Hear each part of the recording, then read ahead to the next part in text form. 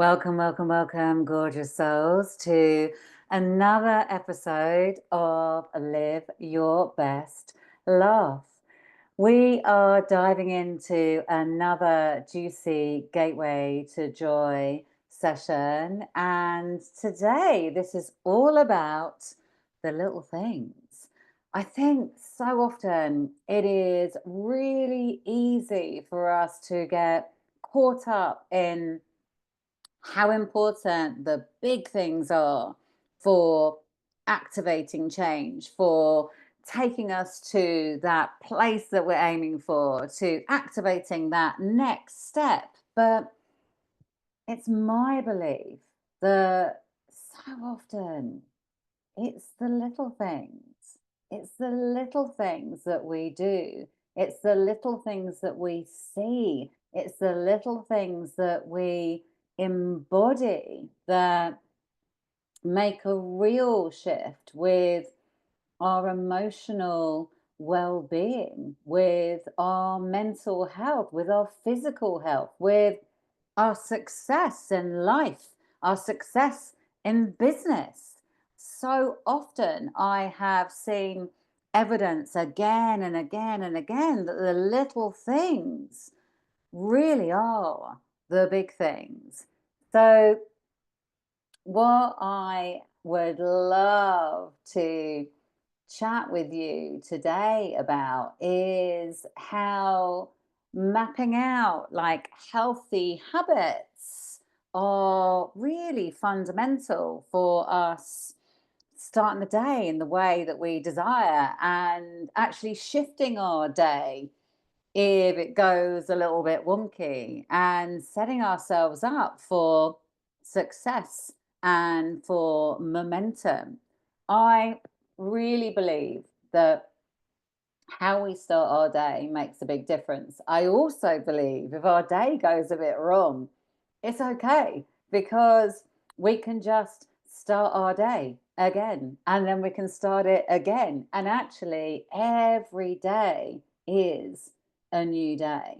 But ultimately, what I have found that has really supported me, and I know there's many others that I have spoken to on other Insta lives we've done and other podcasts and in conversations, that actually having some kinds of like practice or ritual that like gets you into your body at the start of the day makes such a difference. So, as we record this, I'm in my early 50s, and I would say I've had a regular embodied practice for, I don't know, like probably the last, I don't know, 6, 7 years, something like that, as a regular thing.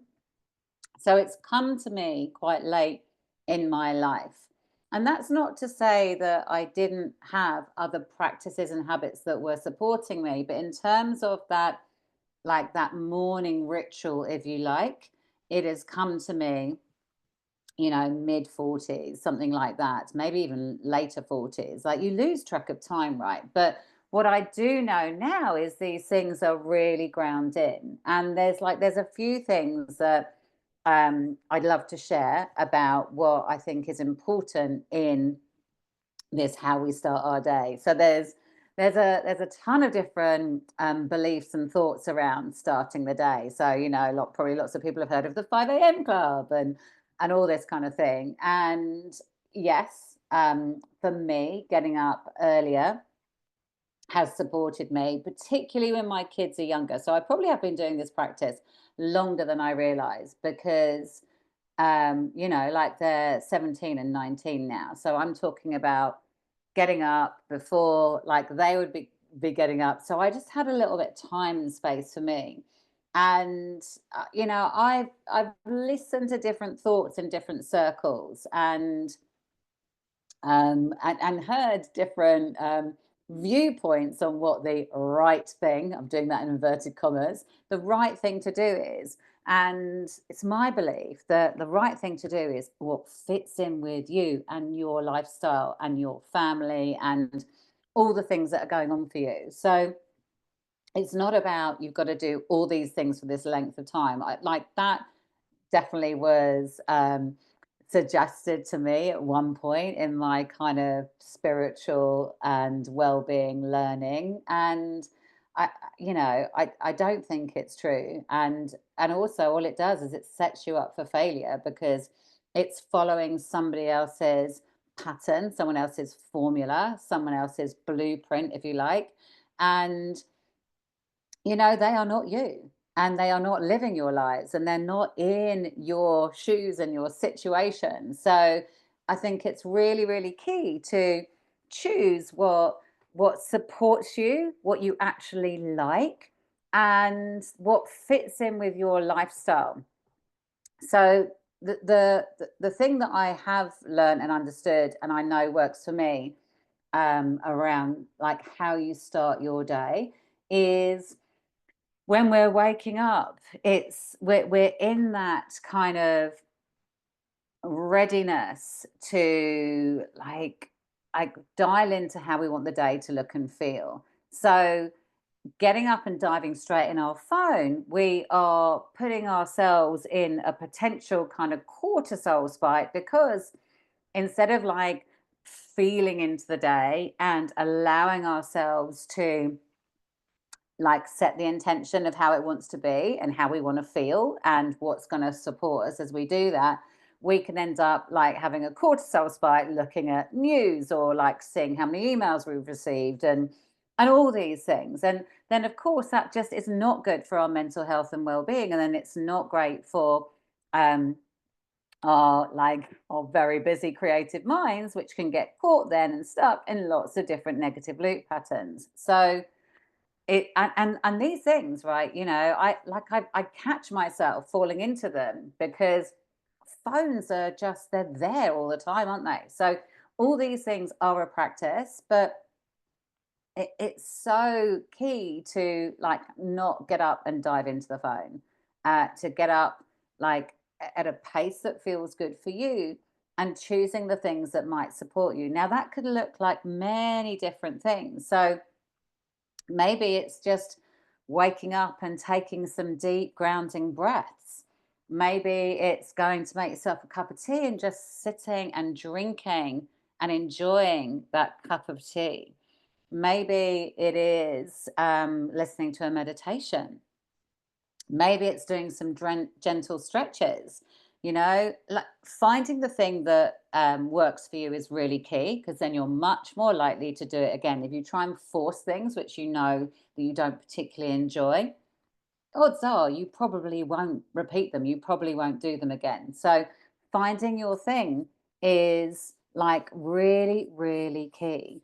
So can you think of something like mindful that's going to support you? So maybe that's meditation for 5 minutes. Maybe it's like just taking some like deep, nourishing breaths for X amount of time, but something mindful that gets us in the moment, not thinking about all the things that we get to do that day, like really tuning into presence in the body. And like you can make drinking your cup of tea mindful, right?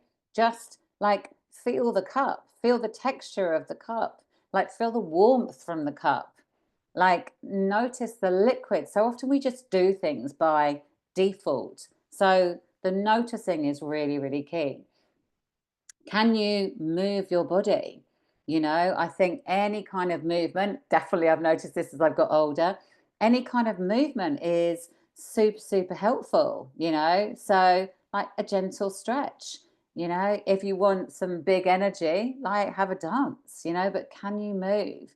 And like, where's your mindset at? Because like I mentioned before, our brains are just full of thoughts, and that's amazing, right? Because we get a lot of creativity from there, lots of ideas. It also can be really debilitating, and we can get caught in overwhelm and stress and procrastination and overthinking and all these negative loop states. So I love to practice gratitude, and I'm going to talk about more on that in another bite-sized Gateway to Joy session because there's so much to say around it. But, where's your mindset at?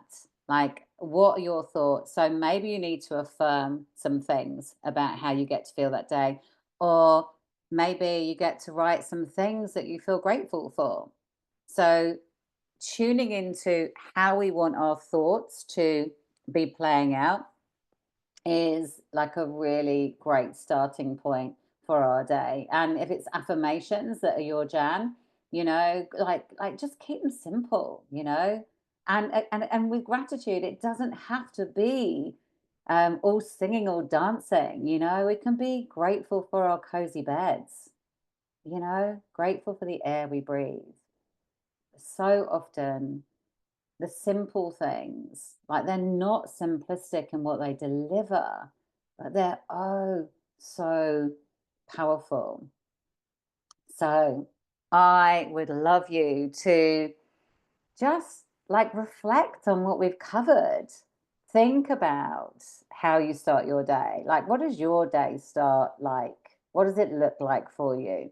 And like I mentioned at the beginning, like what I've talked to is about the start of your day. There's absolutely no reason why you can't grab one of those things and whack it into the middle of your day or the afternoon, like a little kind of mid-afternoon slump, and give yourself what you need. And there's many, many, many ways that we can do it. I've just touched on a few different things, but look at how you are starting your day, and like how can you do it differently tomorrow? Can you bring in some mindful breaths? Can you bring in like some high five laughter after you brushed your teeth?